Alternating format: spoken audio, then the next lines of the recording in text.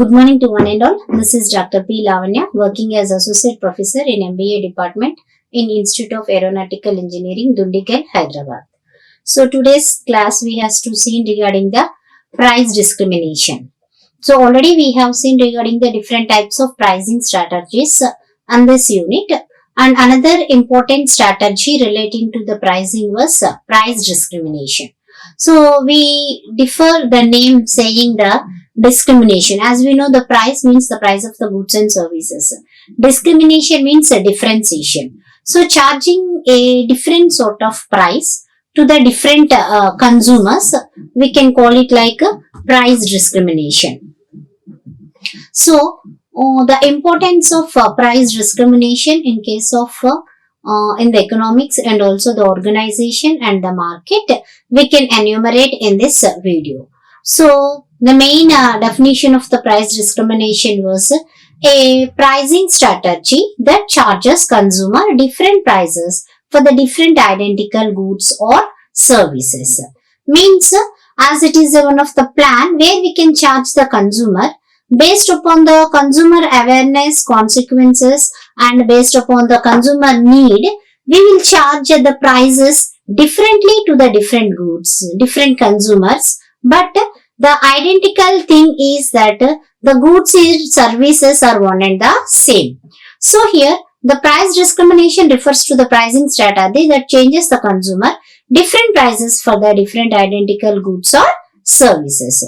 So this pricing discrimination is referred to a pricing strategy that changes the consumers. Means it is a strategy means a tactical or a plan where we can change or where the organization can able to earn more amount of the profit by attacking the need and the requirement of the consumers. Here the price discrimination is differ when the consumer differ in the price, product, services based upon the seller's thinking and what the consumer is agreed. Means how this price discrimination is possible in case of external market was it is based upon the what the seller thinks relating to the demand and the supply of the goods. Sometimes the price discrimination is also possible when the supply is less, automatically the seller will increase the price of the goods and services.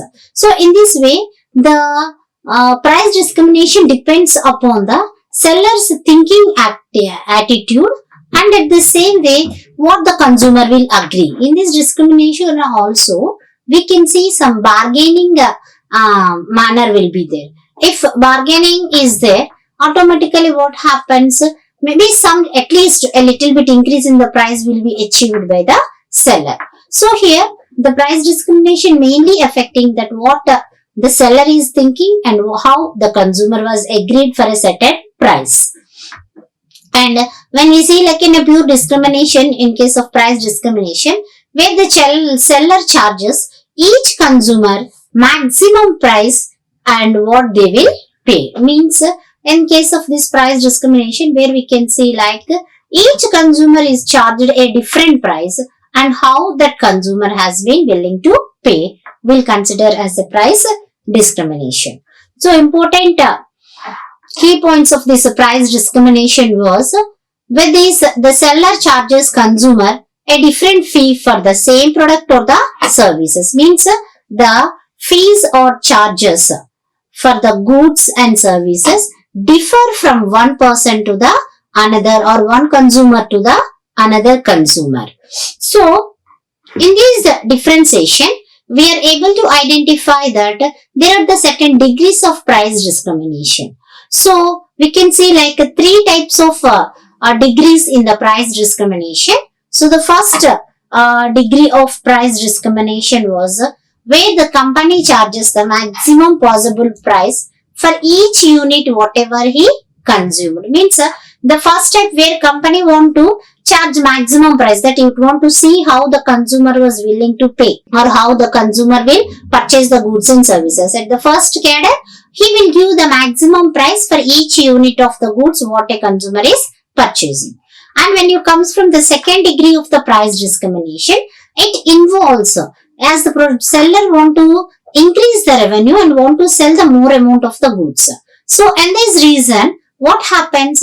The seller will provide a little bit of a discount for the products and services when the people who are purchased in a bulk manner. Means if he purchase more goods, then he want to provide some sort of discount in order to increase the revenue. This is a second type of price discrimination. And the third type of price discrimination is reflects the different prices for the different consumer groups. Means different types of prices will be given at a different consumer group. So that is the third level of price discrimination. So we'll see in detail these levels of the price discrimination. In this first level of price discrimination, it is also called as a perfect price discrimination, means an accurate price discrimination, the first level of price discrimination.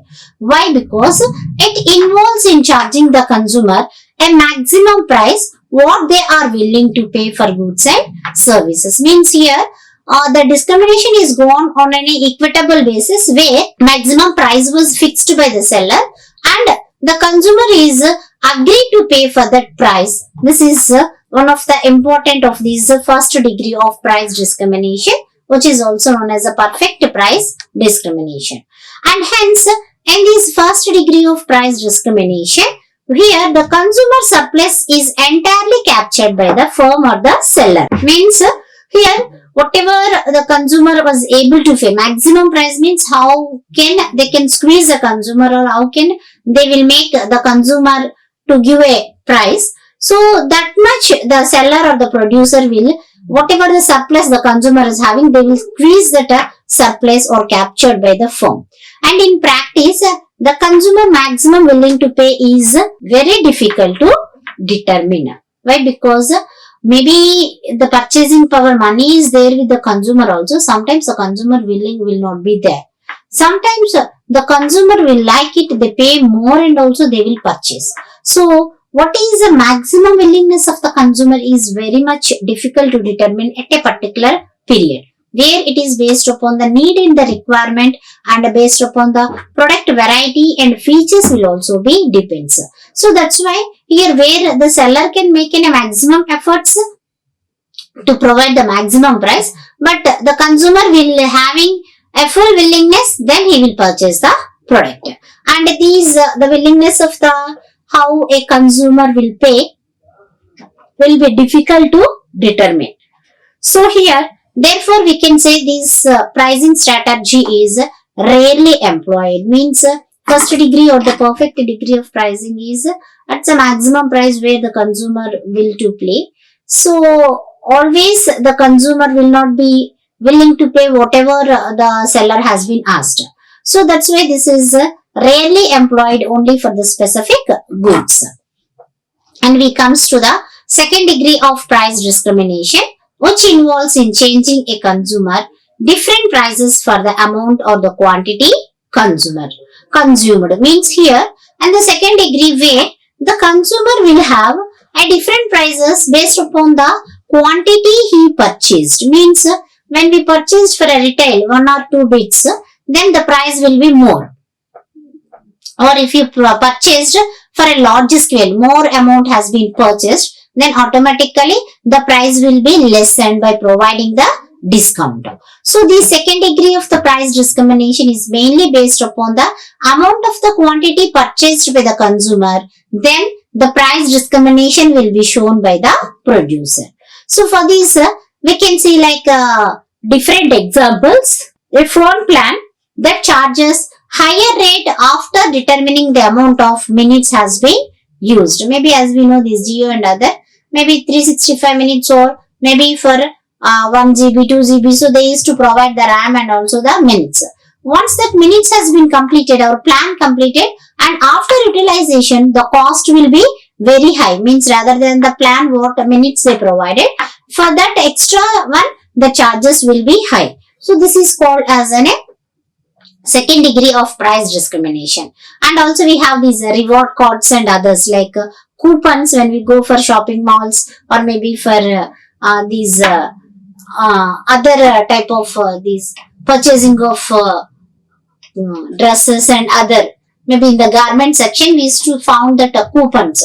So once we shop, we'll get some coupon. So in order to utilize that coupons, we'll go for shopping of another one. So these shoppings for a discount at any future products. So quantity discount for the consumer that pays a particular number of or more of certain goods. Means in the second degree of price discrimination, the quantity discount. So how much quantity you are purchasing. So that discount plays a specific purchasing role in the form of certain goods and services. And we comes to the third degree of price discrimination. This is also known as a group discrimination, where this is involves in charging different prices depending upon the particular market segment or consumer groups. Means certain segmented people, individuals, maybe males, females, has been given some sort of price discriminator. Maybe given a particular consumer group will be providing a more discount or the less discount, or the price will increases or decreases. This sort of price discrimination based upon the market segment or the consumer group, we'll call it as a third level of price discrimination. So this is commonly we can see in case of certain entertainment industries, where the individual want to see like movies or pictures, anything. The price is same for the screen. Maybe it depend upon maybe he's a minor, major, maybe senior citizen, male or female. So we are able to identify that a sort of differentiation will be provided based upon their charging. Maybe in the bus fare also, not only entertainment, bus fare also. If they are the minors, they are charged a little less fare, maybe based upon their age, below 10 years or like that, the charge will be less. But when it is of majors and others, the charge will be high. And for some entertainment and also like bus and traveling fares also, senior citizens, they will provide some sort of offers. So this sort of means based upon some group, means consumer groups or market segment, the discrimination or the differentiation in the price is provided. That will comes under the third degree of price discrimination. So these are the three varieties of the price discrimination what we have seen. Now we comes to the how this price discrimination is required as a successful one. That is primary requirements when I want to go for discriminating the price or using this strategy. So certain conditions we have to follow, or this strategy will be successfully played in the market only when these conditions are fulfilled. So the important requirements of the price discrimination was, the first one is perfect competition. Already we know that what is a perfect competition. So perfect competition means where we are having a perfect knowledge of the goods. So where there is no deviations in case of entry and exit, all goods are same, and the firm is only the price taker. So which is operated within a imperfect competition. So here we are able to identify that the price discrimination is not at all possible in the perfect competition. We are able to identify only in case of imperfect competition. What are imperfect competitions? Like monopoly, monopolistic, oligopoly, duopoly. These are the some of the types of imperfect competition, where the firm must be in a price maker. Means when the firm itself is in a price. Perfect competition, price discrimination will not be possible. In imperfect competition, where the more they are the price makers. Why? Because due to the operating of certain features in their product, they are able to distinguish the price in one market to the another. So there must be a degree of monopoly power which was able to employ the price discrimination. If the company is operating in a market of perfect competition, the pricing strategy will not be possible. There would be only sufficient ability to influence the prices. So what we want to explain is in the monopoly, monopolistic, oligopoly or duopoly, where they are the price makers and they controls the market. So only they are able to show the price discrimination. But in case of a perfect market, it is not at all been possible, and it would not sufficient to influence the price in the market. And the second one is Prevention of resale. The firm must be able to prevent the resale. In other words, the consumer who already purchased the goods at a lower price, which was able to resell it to the other customer who would other use a higher price for the same goods or the services. Means if you want to prevent reselling from one to the another, we'll have a differentiated price from one targeted group to the another targeted group. So it will help the firm or the organization in prevention of reselling the goods and services. And third one relating to the important prerequisites is elasticity of demand. So consumer goods must demonstrate or varying the elasticities of the demand. Means based upon the elasticity, high elasticity or the low elasticity, income elasticity, we know the price elasticity. As we know what is the elasticity of the demand, the responsiveness of the or a degree of the change in the price or the quantity demanded based upon its determinants. So here the elasticity of the demand will be varying in low income individuals, where we see that elasticity of for example like air tickets when we compared with the business travelers, means there is a less elastic in case of low income individuals are more elastic to air tickets compared to the business travels. And if consumers also shows the same elasticity of demand, and the pricing strategy will not work. Means this type of elasticities, if they are existing in the goods or the services, in there this price discrimination or pricing strategy will not be taken place. Next one, we can come across the above or the important requirement for the successfulness of the price discrimination, maybe like imperfect competition, prevention of resale, and elasticity of demand. Now we'll see how this price discrimination increases the firm's profitability. So by charging different prices to a different customer, the organization can increase its profit. So that one we see with an examples. So in this case, we will able to lead one sale, maybe take a change or a single price of an apple. So which will leads to one sales, and the total revenue is maybe 5. If I sell a one apple at a cost of 5, then the revenue will be 5 and I'll sell it. Now consider the firm which was been charging different prices to the different customers here. So when we sell the first customer 5 rupees, and maybe due to some variation for the second customer it is 4, and another third this customer may be 3. So here maybe if customer is moving out of my product, I'll catch the customer by decreasing the price. Means more amount of the goods are sold at any different prices by increasing the revenue, where we can see that originally what we purchase, the offer price and the each consumer willing to pay leads to the 5 total sales, like first one may be 5 rupees, second one is 4, 3, 2 and 1, and the total sales is the 50. If I constantly sell for 5 rupees, maybe 2 people may purchase, such that 5 plus 5 may be only the 10 rupees is the revenue. But by changing the price based upon the willingness of the consumer, here I am able to earn more revenue, that is of 50 rupees. Next, there are some advantages of this price discrimination, where these advantages we are able to identify or perceived for both firm and the consumers. So first we will see what sort of advantages does an organization or the firm will get in case of utilizing this price discrimination strategy. And at the same way, we can identify that how consumer was benefited with this price discrimination strategy. So the first we will see the advantages relating to the firm. The first important advantage of the organization was the profit maximization.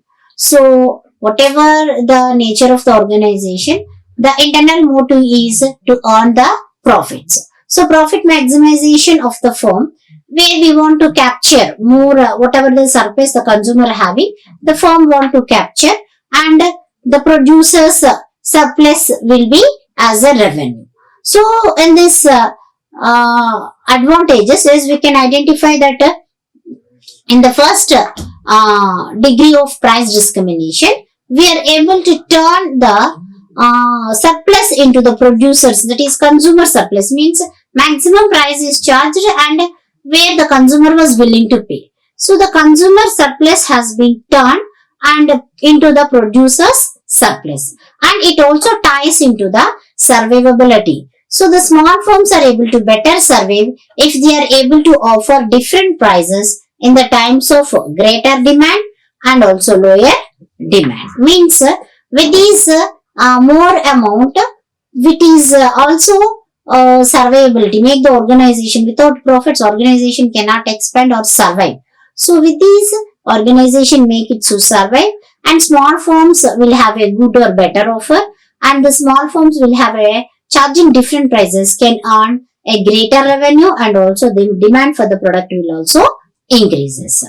So this is the things, or maximization of the profits and survival is charging a more revenue is some of the advantages of this price discrimination in case of firm.